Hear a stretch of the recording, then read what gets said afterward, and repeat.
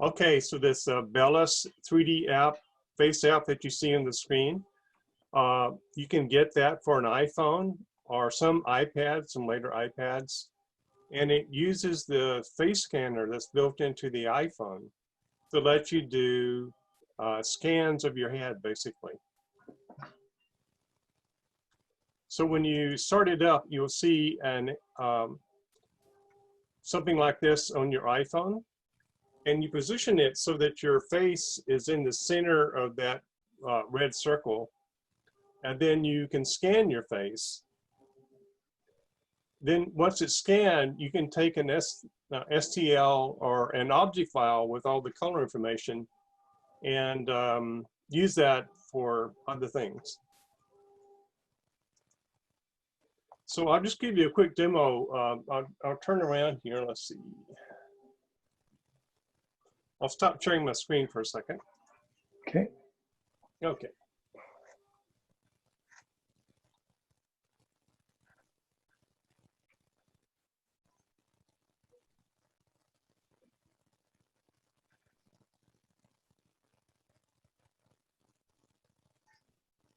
Okay, I'm sorry. I have to turn my volume up here.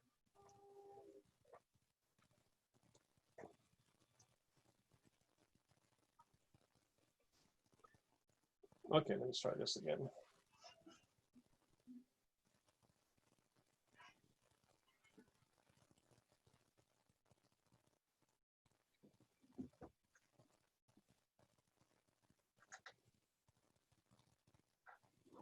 Maybe if I do it this way.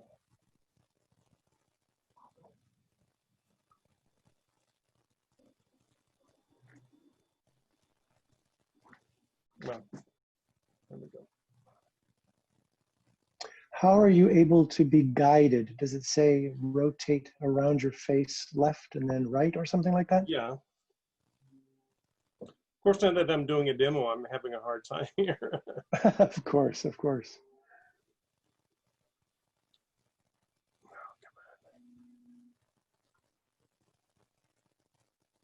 This is face only, right? This is all it does is faces?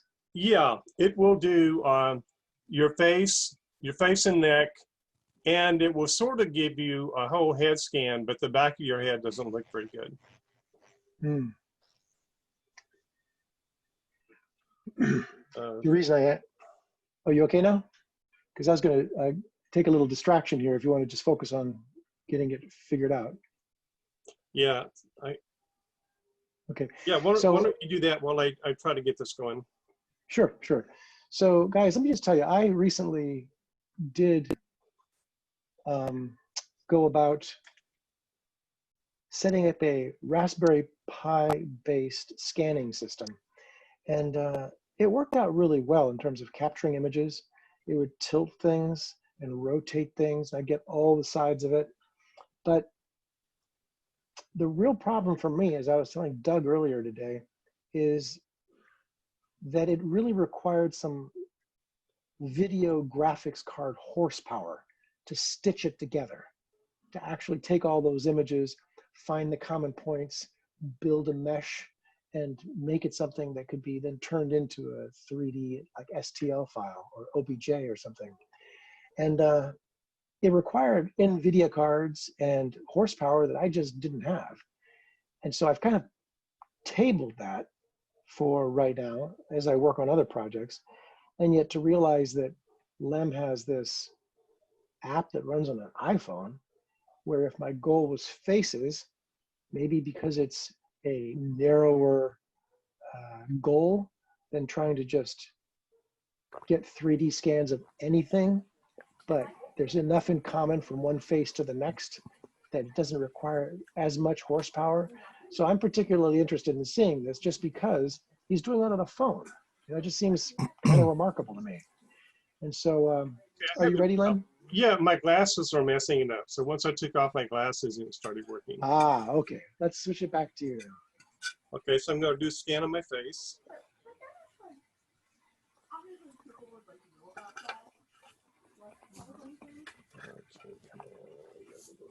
Look at the camera.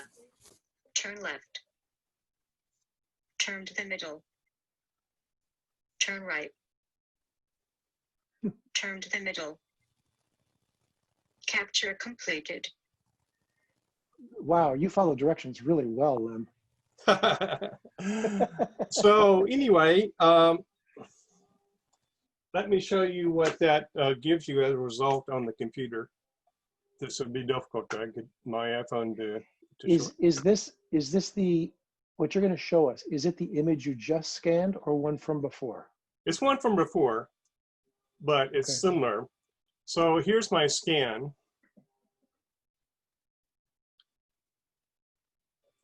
And this is a object file format that can accommodate a texture map.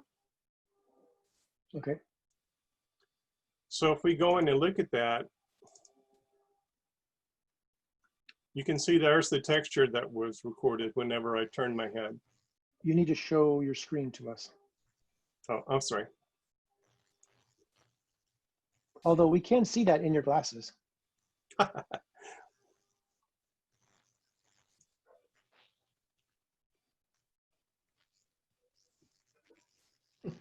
Oh, wow. So that's the texture.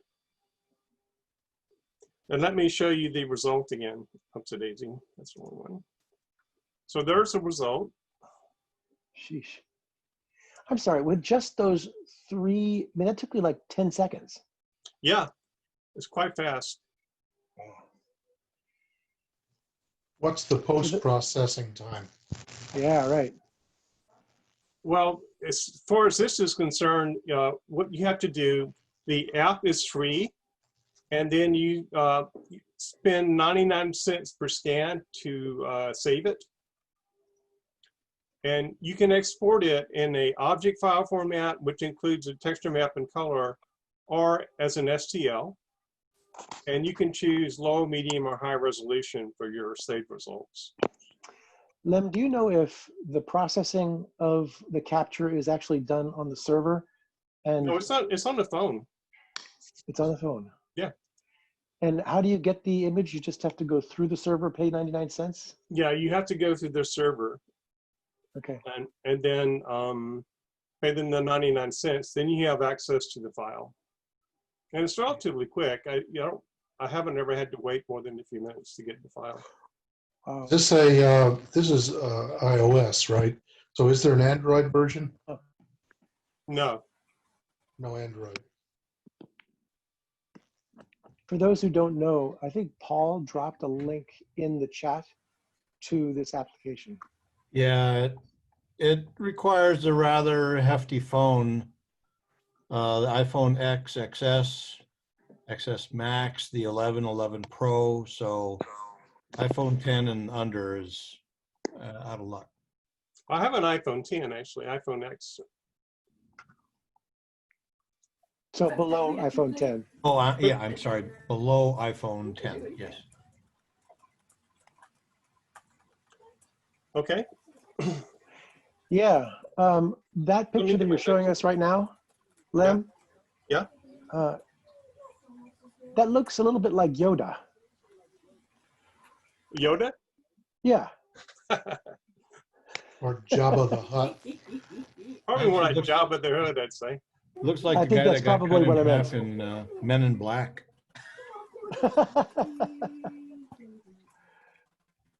I was thinking the skin alien from Doctor Who.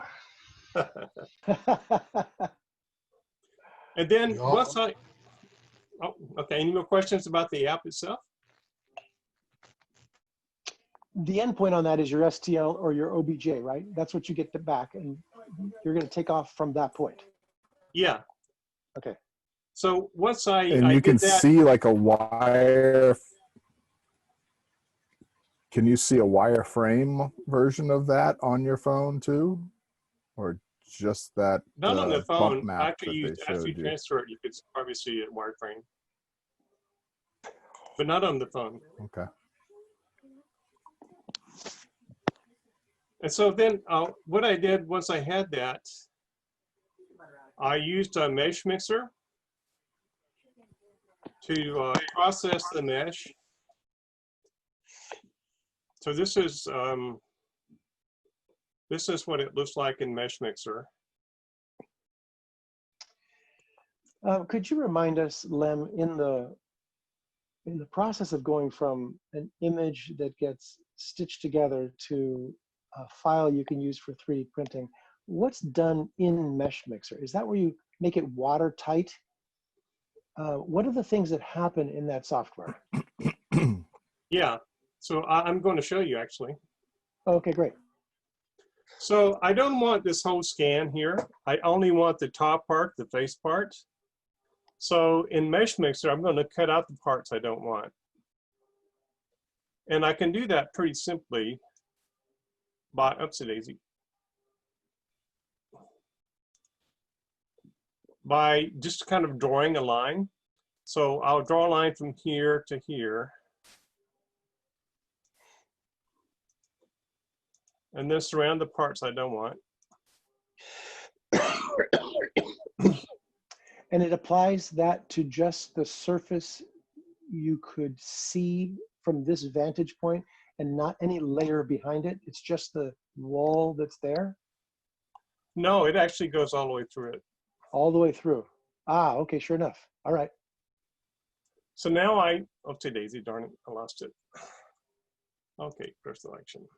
So we'll go to the front again. And I'll draw my line again. So it knows to make a horizontal plane from that top line. Yeah. Okay. So now I can get rid of all that stuff I didn't want, either by discarding it, or I can get rid of it and fill in the parts. This erase and fill is called. But in this case, I'm just going to discard it. And now as you see here, I only have the top part. And another thing you can do is just do an inspector to make sure you don't have any weird things going on with your mesh, which could throw things off. And over here, it's pointing out this one thing here. So if I click on that, it kind of takes care of it. Uh-oh, didn't mean to do that.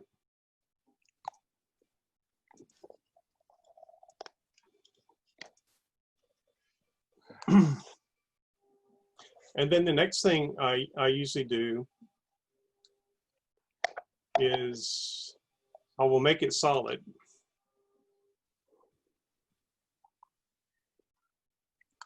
Now if I turn it around, you can see that it's all solid. Okay. So it's no longer just a shell. What was the thing that you did between cutting it off at the bottom and making it solid? What was that step in between? It's analysis. It's just to make sure that you don't have any kind of weird things going on. What's an example of a weird thing?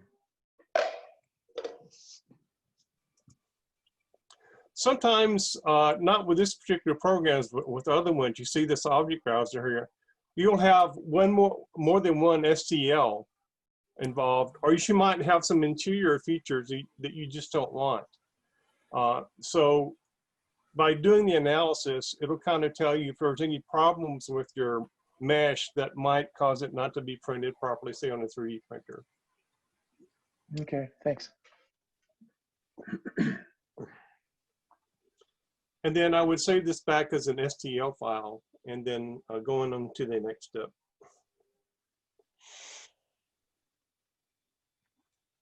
I might also want to reduce this. So if I go back over to select, I can double click on the whole thing and go to edit and then hit reduce. So you're saying we can scale it here? You can not scale it, but reduce the number of triangles or facets. Ah, to make it lighter and easier to work with because there's less math in making the shape. Right. Got it. Okay. And since you've used Fusion 360, you probably noticed some similarities in the user interface between those two. Like this guy up here is same as Fusion 360. Ah, yeah, yeah. This up here on the top right, this way of moving around the viewing volume is the same as Fusion 360.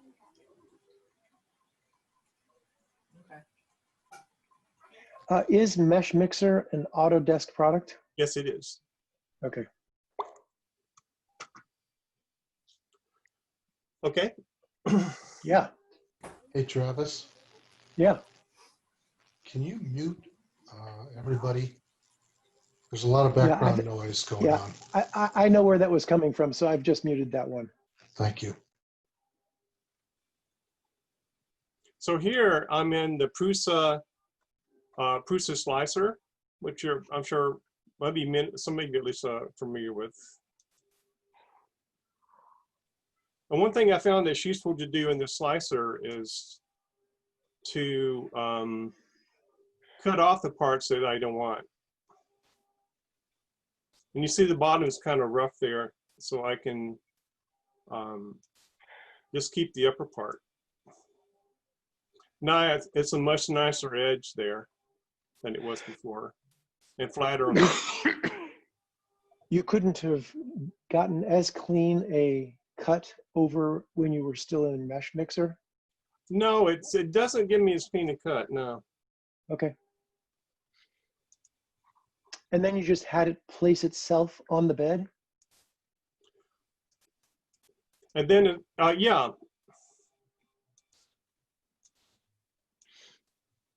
I just lost it. Darn it, there it is. So pick that again. Right.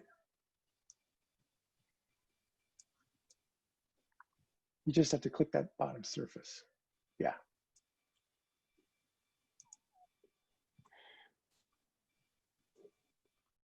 Huh. So for those of you who aren't familiar with Prusa Slicer, by clicking that icon on the left and then clicking a surface, any of those white areas, it would just place whatever you clicked, whatever white area you clicked, it would put it flush to the surface so that your model was flat on the bed of the 3D printer. A question for both Lem and Travis. This doesn't look like the Prusa software that I'm familiar with at our shop, even though I haven't used 3D printing for over a year. Is this a newer version or is this a different version? This is 2.2, it says. Yeah, and what you're thinking about, Jim, is we used to use what they offered called Prusa Control. And they just decided that they would take the slicer which they were using and give it 3 levels of complication. So Lem, could you point to the upper right-hand corner where it says simple, advanced, and expert? Yeah. Yeah, those are the 3 UIs. And that way you're just dealing with slicer, but for people getting started, you just have some simple commands that are available to you. Advanced, and then the expert is like tweaking everything under the sun. They have a lot of warnings about not doing things that could cause damage. But this is what you'd use now instead of the old Prusa Control, Jim.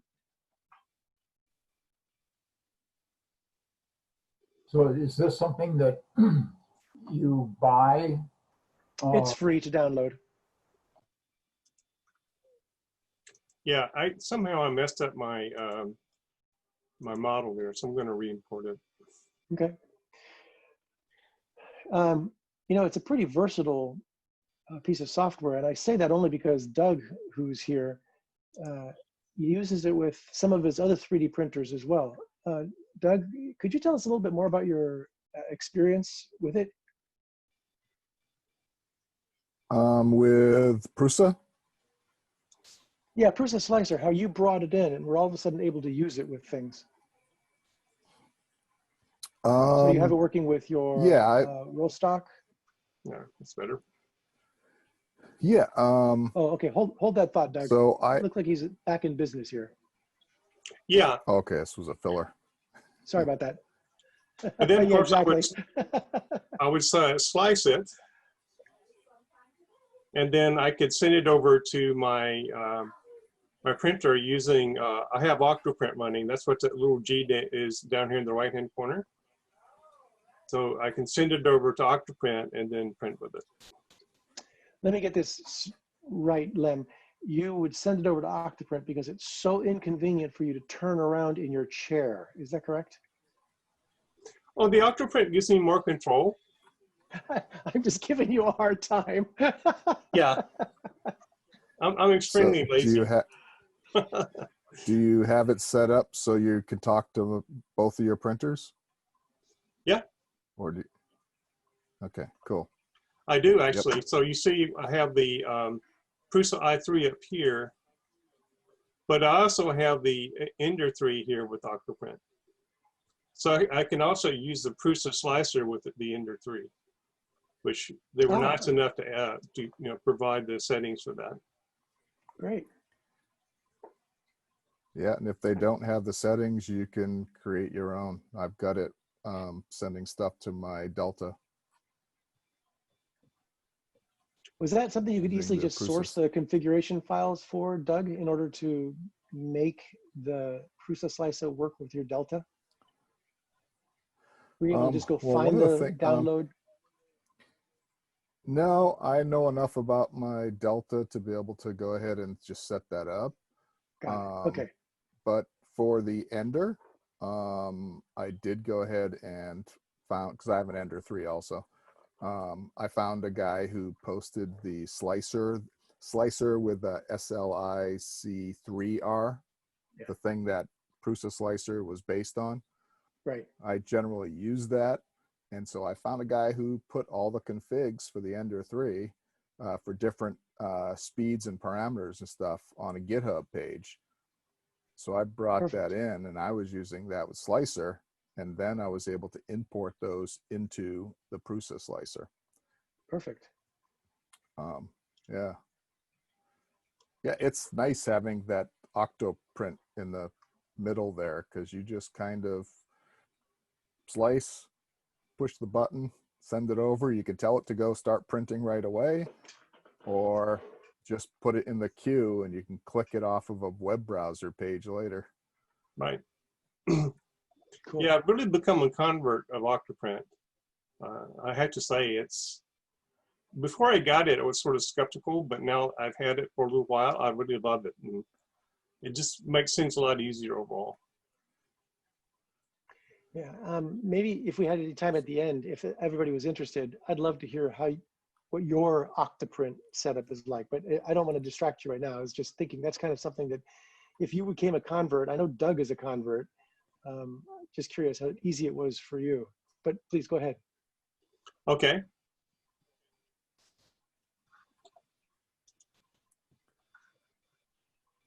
So the other thing I was going to share tonight. Is there a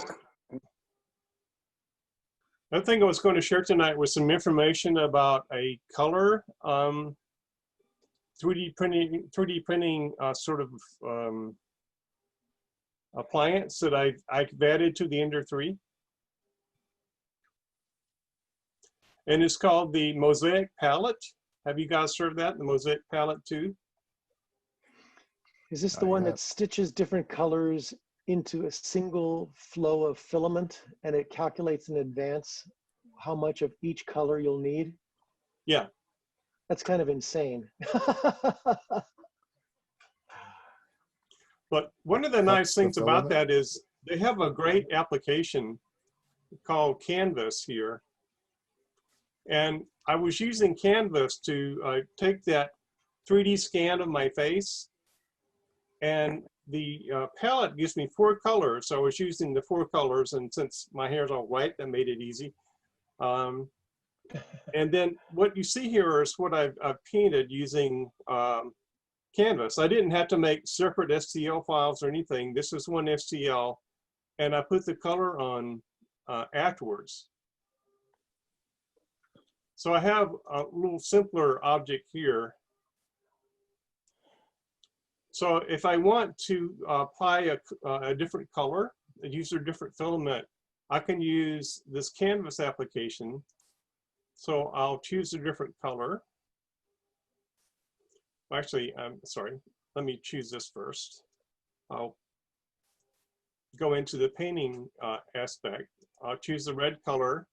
And then I have these 4 different ways of applying paint. I can paint a triangle or facet one at a time. I can more or less have a circular brush that's at different sizes, which is what I normally use. This is fill, and then this is a stamp. So I'll give you guys a quick demo of the circular brush here. So if I click on that, you can see how I've colored in that letter pretty quickly. And then if I take this file then and send it over to that printer you went with the palette too, it will choose a different filament color based on what I've just done there painting it. Lem, could you describe whether or not it sees boundaries and will, for instance, on the letter S, we can see on the bottom, there's a line that intersects the blue and the red. Was that easy to draw? Does it naturally stop at those boundaries? Not really. Like if I paint here, you can see it got part of that bottom one. Right, So right. But I can undo that, and then I could say make my brush a little bit smaller, and then try it again, and then I only got that part. You haven't taken melatonin yet, have you? No. Not any of us, no. So Lem, it does seem as though it fills areas where the area was defined as where the, let's call them vectors, where the intersections of objects are. But if you happen to be a little bit over that, then it fills the next area too. Is that what we saw? This is a polygonal model, more or less. You know, it's made of polygons or faces. Yeah. And it paints faces is what it's doing. Got it. Got it. Now I get it. Okay. Otherwise, you'd have to use the texture, and you can't really do that with a printer that uses different color filaments. You can't.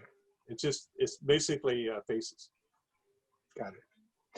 So for those of us who haven't zoomed in on one of these things a lot, can you actually go in close enough so that we can see triangles? I could, let's see. There's one right there. Sure Big enough. triangle. Yeah. Yep. That was an easy point to make. Thank you. You're welcome. So I vaguely remember this product you're talking about, and I sort of described it back to you, but there may be plenty of people on this call who don't get the concept of how your filament stitching accessory works. Is there a way for you to describe it to us or show it to us? You have a picture of it here. Let me go bring that up.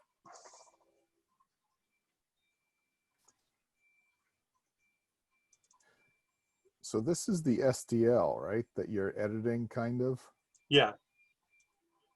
So that's going to then go back to slicer, and the Prusa slicer can handle the multiple colors. So that no, actually, code. Canvas does the splicing itself. What does it? Oh. Because it has to splice, it has to do that in a special way to accommodate the different colors. Okay. And it creates So, sort of a custom file format that they use to put all that color information all into one file. Lem, are those the 4 filaments coming into the bottom? Yeah. And is that the 1 filament going out the top? Yeah. Oh, so we can see an intersection there of green and yellow, huh? Yeah. Yeah. Can you point to that spot? Yeah, if you, oh, darn it.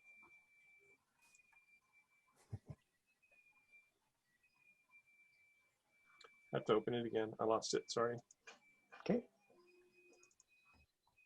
So again, are you blending a filament in advance of doing the 3D print? Splicing. Yeah. That's what it is. It's splicing. Good word. Oh, so they're not blending the filaments to get a custom color. You're just splicing one color to the next. That's right. Paul, do you see where his cursor is right there? You can see that splice right there. Yeah, that's what I was trying to see, because of the custom color of your face, for example, is one of those 4 colors. That's right. Instead of a custom, like a CMYK blend Right. Print analogy. Yeah, I think that people would really love to be able to blend colors, but it's just not there yet. So Yes. Okay, great, thanks. Lem, what does this thing cost? You could, this, I got it on sale for around 500. Okay. And you can often find them on sale if you kind of wait to different times of the year. You'll see they have sales. I think the normal price is around 600. So you said that your Canvas application is what creates the G-code, does the slicing and creates the G-code that then drives this thing and your printer. Right. So what happens is there's a modified version of Octoprint that controls both this thing and the Ender 3 printer. Wow. So it coordinates what they're doing, kind of back and forth, you know. So here in the middle, you can see the splicer core. This is where it takes the different colors of filaments and splices them together. And this circular area over here is the buffer. So while this thing is busy splicing, there's a little bit of play here in the buffer to allow it time for that splice to be made. And as it's working, you can see while it's printing that loop gets smaller and smaller and smaller. And every now and then, it kind of doesn't have enough time, which kind of throws things off a bit. But I think this thing works well if you don't switch back and forth between colors really rapidly. If you have just sort of a big blocks of color, it works well. To put small little areas of color together, it seems to cause it problems.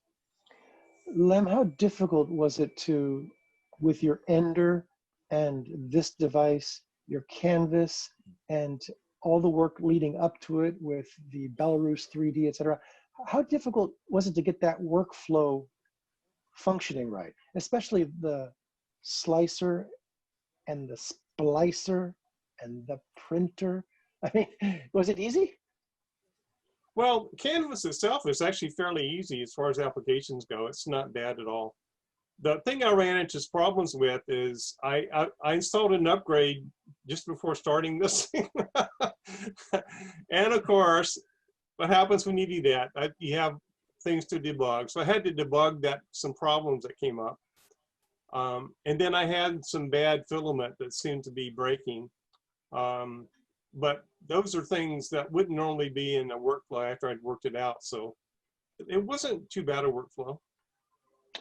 And how is it stitching these different pieces of filament together? Is it heat, or how's it doing it? Yeah, you can see while it's working, this red light comes on in the splicer core here when it's doing a splice. And it does it pretty quickly. I'd say it probably takes around 3 to 5 seconds to do the splice. This wheel here is the cutter. So it will cut the filament, and then it'll hold the one up on top in place while it moves the bottom one up here, and then it fuses them together. Wow. And it does that in a few seconds. So it's pretty sophisticated. And I like the software on this a lot, the Canvas, because it makes doing multiple colors so much easier, say, than with the Prusa MMU. Yep. Yeah, this is where all the mechanical wizardry takes place for this multicolor process. And you only have the one extruder and one filament feed system. The MMU can get a little bit confusing with all those moving parts. Yeah. This is kind of amazing. It kind of looks like an old reel-to-reel tape recorder. Yeah. I had one of those from back in the day. Yeah. Do you happen to have an example of a print from that? Yeah.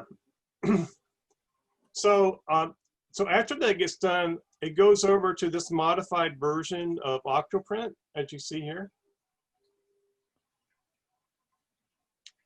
And the two things that got added are, there's a Canvas tab, and I have to connect this to my account at Mosaic for it to work, for the transfer to be made from this sort of browser-based splicer into this unit here, the Raspberry Pi. And then also I have the palette too. And this is where that's controlled. You see you have to have an extra USB port for controlling that thing. I'm sorry, was the name of the splicer, the product name, was that the palette? Yes. That Okay. device that we're just looking at is called the palette too. Okay, great, thanks.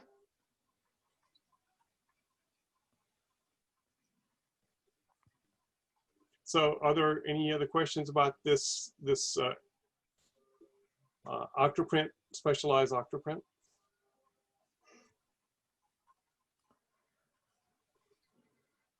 Is Okay. there a cost for Octoprint? What? I'm sorry, I didn't understand the question. Is there a cost for Octoprint? No, the Octoprint is free. They sell a pre-configured version of the Raspberry Pi with their Octoprint installed. It's customized Octoprint. But you don't have to buy that. You can configure it yourself, which is what I did. I just took a Raspberry 3B Plus and installed Octoprint on there, and then installed their plugins, the Canvas plugin and the Palette plugin.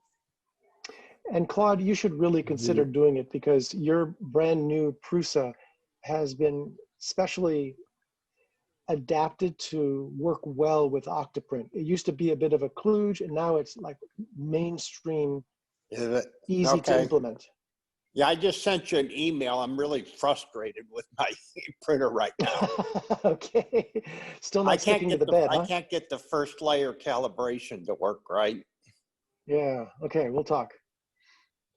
And you know, another thing Octoprint does is that if you want to preheat your printer, you can do that right here. You can preheat your tool and the extruder tool in the bed without having to go to your printer and you know, mess around with the menus over there.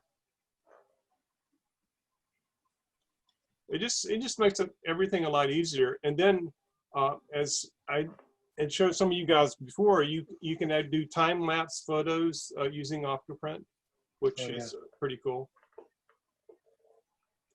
When you came into this, Lem, what was your vision for what you were trying to accomplish? Because we'd all usually start with just a 3D printer, and then you added color, and then you added remote printing capability. I'm just wondering, what was your, like, how did you progress through this?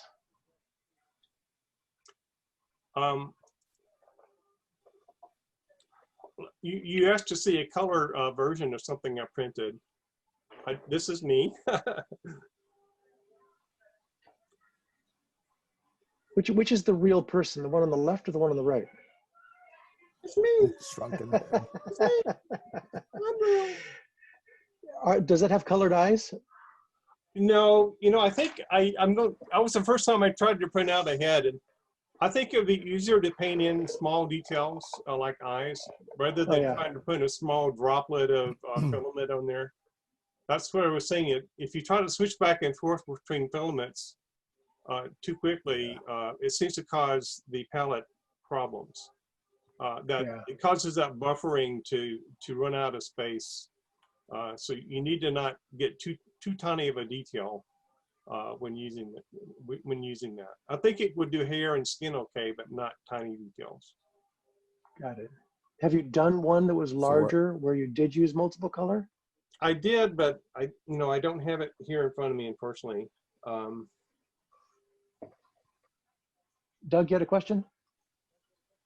Yeah, I was gonna say, are you selling like custom bobbleheads and something, or is this just something you saw that was cool and want to try it out? I would like to make bobbleheads. Yeah, I don't know about selling them, but I think it'd be cool to have a bobblehead of myself and my family, and it'd be just fun stuff. Yeah, agreed. That'd be cool. Cool. So it the looks 3D like a printers neat you have, machine to like a Delta to watch even. See it do that splicing and stuff. so you have a Prusa behind you and an Ender? Yeah. Okay. All right. And I know you had said you did this 3D scanning in order to create then 3D printer models so you could print them. You also said there was other stuff that you were doing with it too. Is that right? As For far as the, CNC? oh yeah. So I worked on this today, and firstly, I couldn't get my, let's see, Daisy, I gotta put that back up.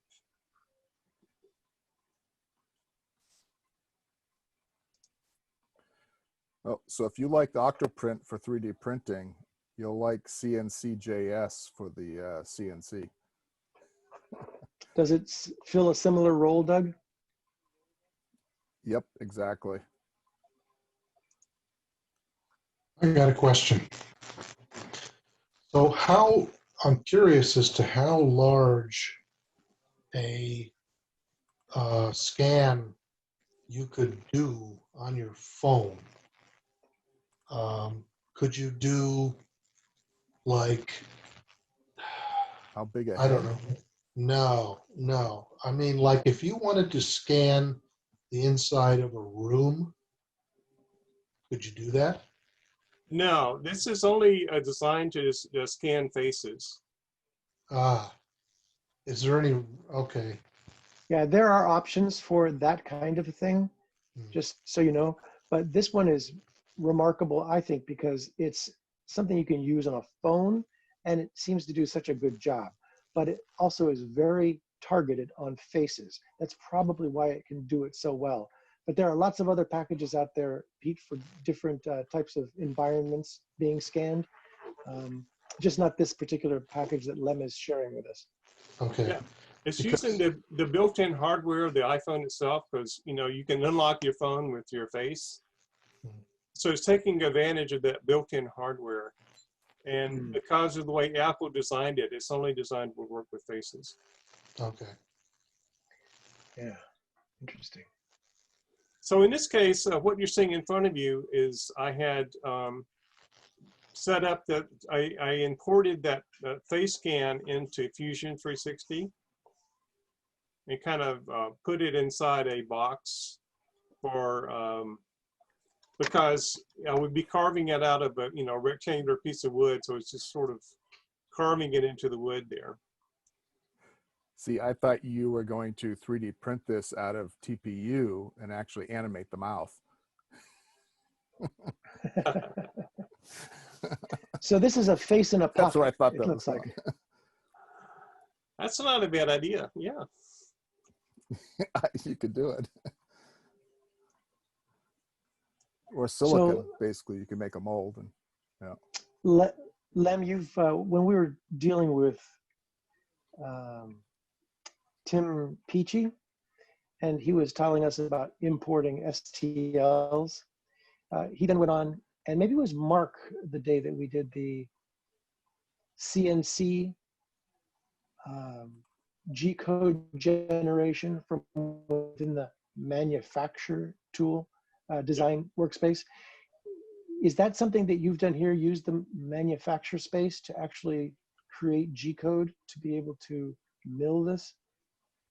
Yeah. You want to see that, or you want to see how I went through importing the mesh? Whatever you want to do, man. I was just curious. Okay, let me quickly import and insert the mesh just so people can see the steps involved in doing that. Sure. So let's see. Well, I could do that one, I guess. So I just imported the mesh, and I'm going to flip the up direction down to there. I'm going to center it, move it to ground, and say okay. So now I've got this mesh body over in Fusion 360, and I want to change it into a type of format that I can edit and work with in Fusion 360 more easily. And the things you have to do are you have to turn off Capture Design History. Oh, right. And then once you do that, you will have a mesh item or menu option appear at the top of the screen. And then you can reduce the number of faces. which you almost always have to do if you want to convert it to another type of format. Right. So I'm just going to go down to something polygon here. So I'll reduce that. And you can see, I'm not sure you can see on your screens, but there's now a lot less triangles there. Lem, there was something that Tim said about it. There was a maximum number of triangles, like 39,000 or something like that. And so you had to definitely reduce it to get below that threshold. Is that right? Yeah. Okay. So let's see if I got below that threshold now. So let me show you what I clicked. I right clicked on mesh body. I said mesh to brep, which is a kind of a spline format. And I'm going to say create a new component.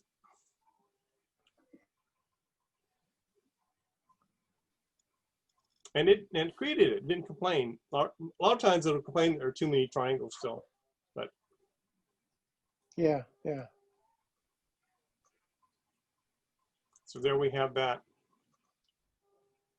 So going back to the one I had So is been there a working on reason why before, if I go over to the manufacturer workspace,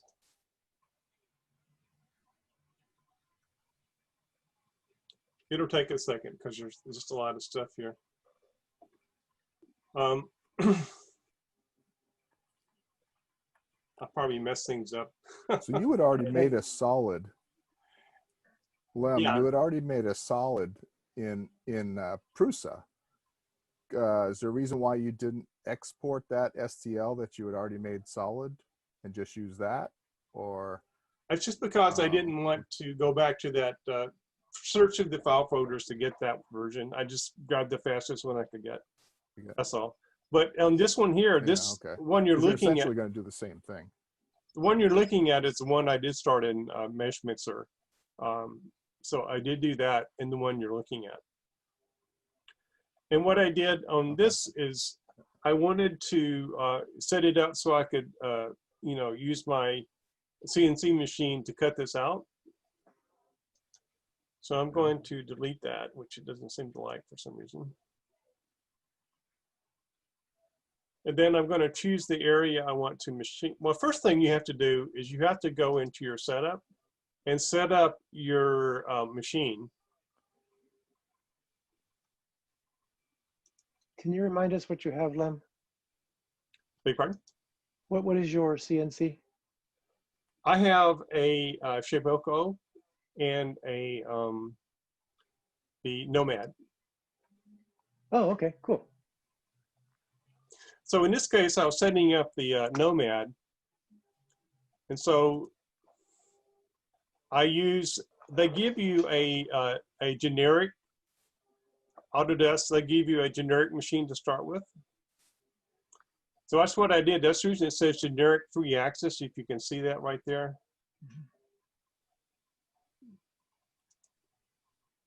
So I started out with that, and then on post-processing, you can choose a post-processor that Carbide 3D provides. And I didn't have to go import it or anything. It was already in Fusion 360. So I did those two things.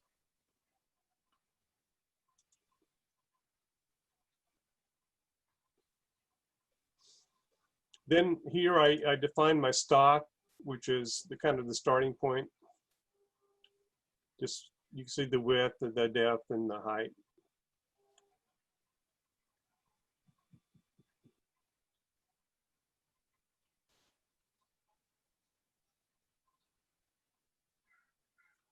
Was this a single end mill job? This was 2 end mills. It was like a end mill and a ball cutter. Yeah, makes sense. Okay. So now that I have my setup done, I can choose the area I want to machine, which is only the center portion here. And then I would be doing, usually what you would do would be an adaptive clearing cut, a clearing cut to start with, which would be using your end mill.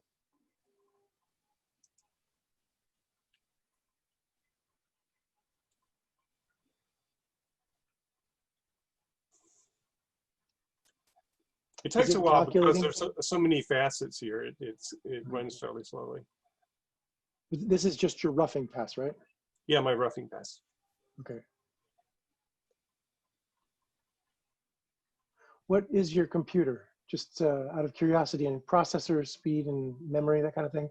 Because you're doing a lot of stuff, especially with mesh mixer and 3D. It could be kind of demanding. I'm curious if you have a pretty hefty machine. It's a Core i7, 3 gigahertz, and it Okay. has 32 gigabytes of memory. Oh, you're all set. Okay. But it is slow. I mean, it's not as fast as the more recent machines. It's probably about 5 years old at this point. Oh my gosh, really? Huh. Yeah, the Core i7's been around a good long time now.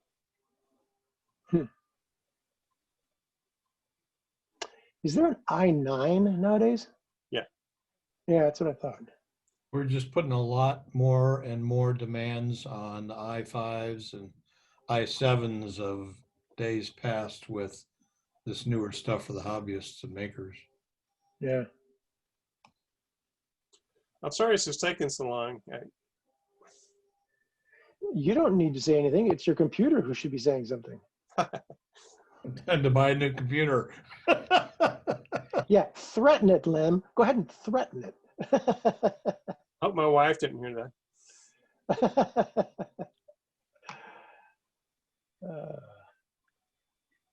Lem, how long ago did you get your first 3D printer? It was one of the XY printers, if you remember those. I had one of those a good while ago now. You mean the XYZs or? XYZs, yeah. Yeah, okay. If you remember, they had those, they were selling those at Barnes that's and too Noble when bad. they first came out. Yeah, yeah. My wife got me one for Christmas. It doesn't even have a heated bed. And that was 5 years ago, you say? Yeah, at least 5 years, I'd say. Yeah, yeah. And then it was CNC later that you did that? Yeah. Okay. So maybe the last couple of years? Yeah, on the CNC stuff, yeah. Yeah, okay. Have you gotten into laser cutting at home? You know, for some reason, I'm just not attracted to laser cutting. So if you got together with Alan, you guys would have nothing to talk about. Is that what you're saying? Oh, no, he could find all kinds.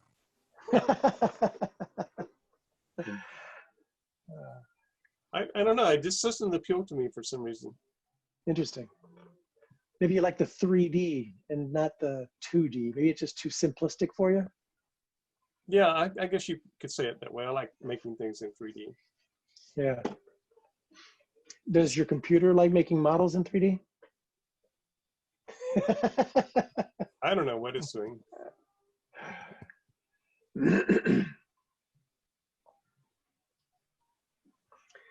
I guess like I should have had a simpler thing to show the cam with. Okay, we've got some people who've been quiet out there for a long time. Look at Sam. He just looks so solemn, all quiet by himself. Dallas is hoping I'm not going to say anything like, "Hi, Dallas."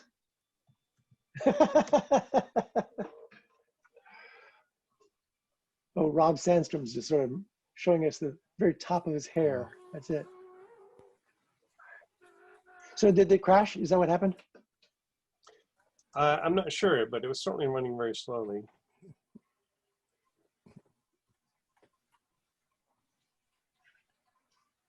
Why not? It's probably not here.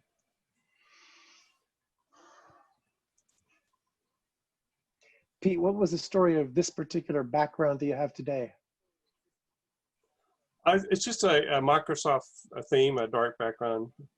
Oh, no, I'm sorry. I was talking to, because Pete changes these things regularly. He was on Mars for a while, and now he seems to be like hovering over a racetrack or something. You're muted. This is Del Mar, Oh, okay. and I'm taking Oh, it yeah, from racing season Jason started. to, I'm taking it from a drone shot off of Dog Beach. Did you take it? Yeah, Oh, excellent. yeah. Do you do drone photography? I do. Would you be interested in doing a session, Sure. telling us about your drone and your camera and your workflow and all that kind of stuff? Yeah, maybe. Oh, come on. What does it take? Okay, Yeah, everybody who secret. wants that, please put a thumbs up. Put a thumbs up on the screen. Let's get this going here. No, not in time. Not in time. Okay, thumbs up, thumbs up. Here we go. Multiple thumbs up. Oh, we got a Paul thumbs up. Up, Rob's up there. Okay, I think the pressure is on, Pete. That was a I think sucker we need- punch. Rob seems to be putting repetitive thumbs up. This is good. He wants it. Sure, I can do that. That'd be cool.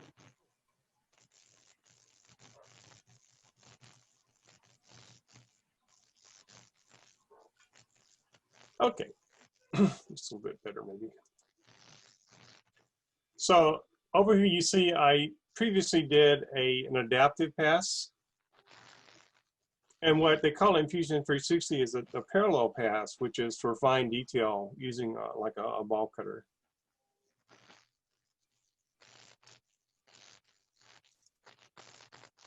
Did you choose the pattern for the adaptive pass, or did it algorithmically choose maybe what the best one was?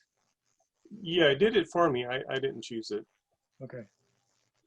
And here's I had to go through and set up the tool. So if you're familiar with the Carbide 3D mill numbers, I set up a number 102. Oh, they actually had them? They have the numbers from Carbide in their naming scheme? I had to create them actually. Oh, I see. Okay, got it. They have some ones you can start with as a, as a kind of example of how to do it, but they didn't have the Carbide one, so I did add those. At least the two Got for it. this. Share them.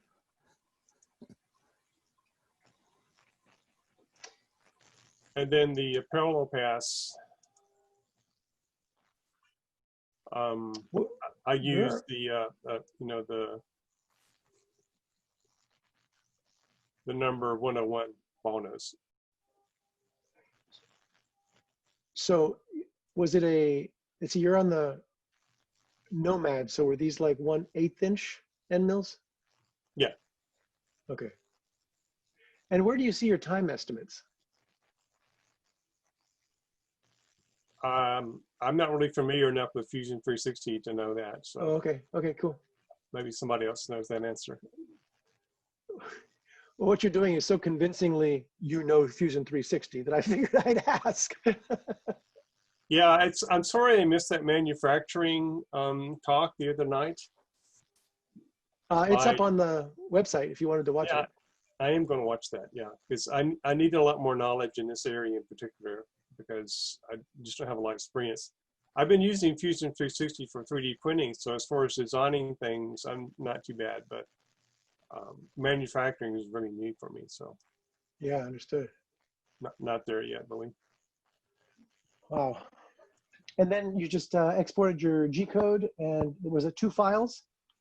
Yeah, what I did is I clicked, I'm not sure about this workflow, if I'm doing this right, but I did this post-process button up here, which, like, if I go back and select this toolpath, I went up to this post-process.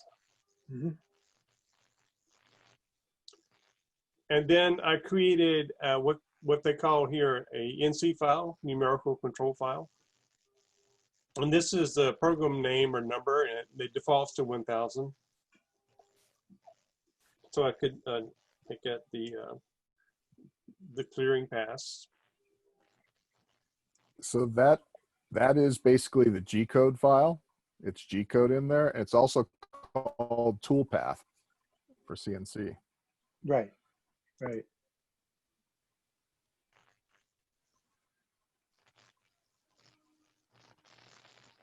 And there's the Looks like G-code that I created. Looks like G-code to me.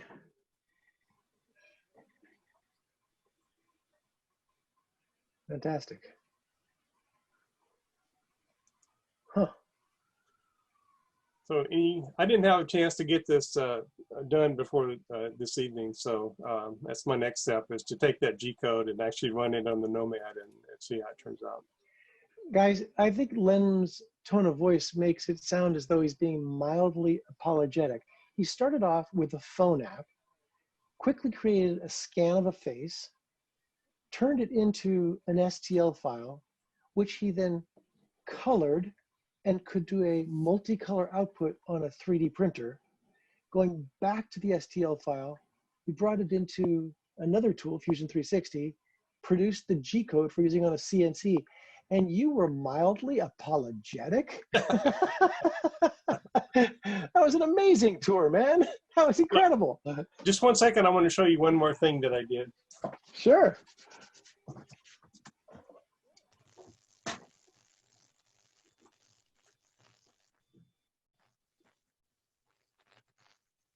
Oh, Doug, I think you're going to like this thing. Yeah.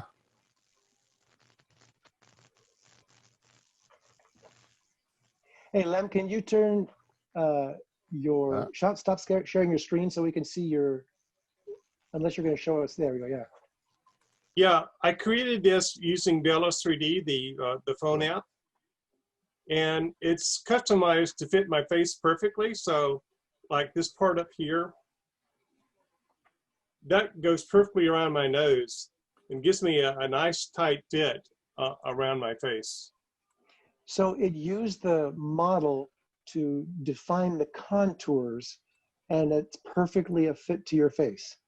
Yeah, Bellus, when all this hit, they added a button onto their app to create the face frame or face mask frame.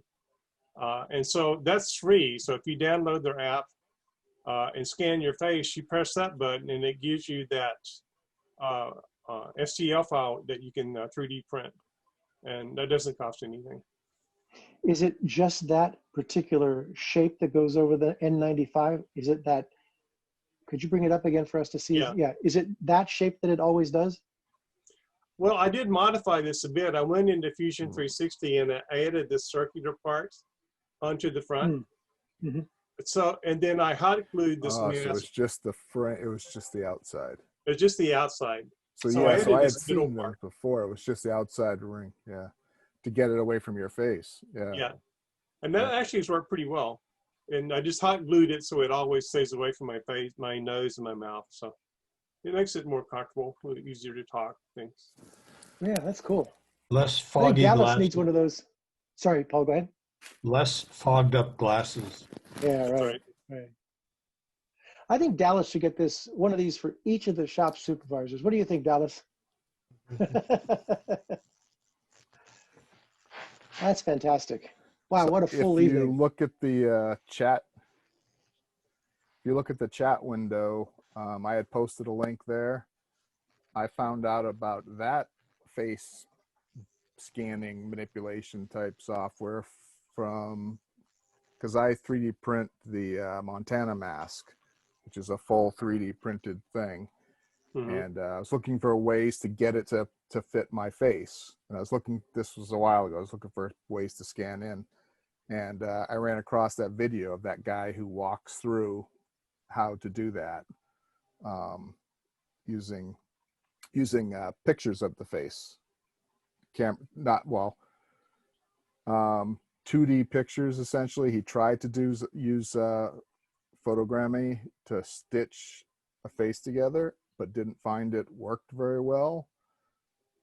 So then he found out that in Blender, which is an animation package, you could get a default wireframe face and then put your pictures in there and manipulate it to fit, basically to make the mesh fit your face. And then he used that to manipulate the 3D mask to make it fit perfectly. But There's your other version of this, tools Lem, even to Blender for that. your version of this, Lem, is you push a button, right?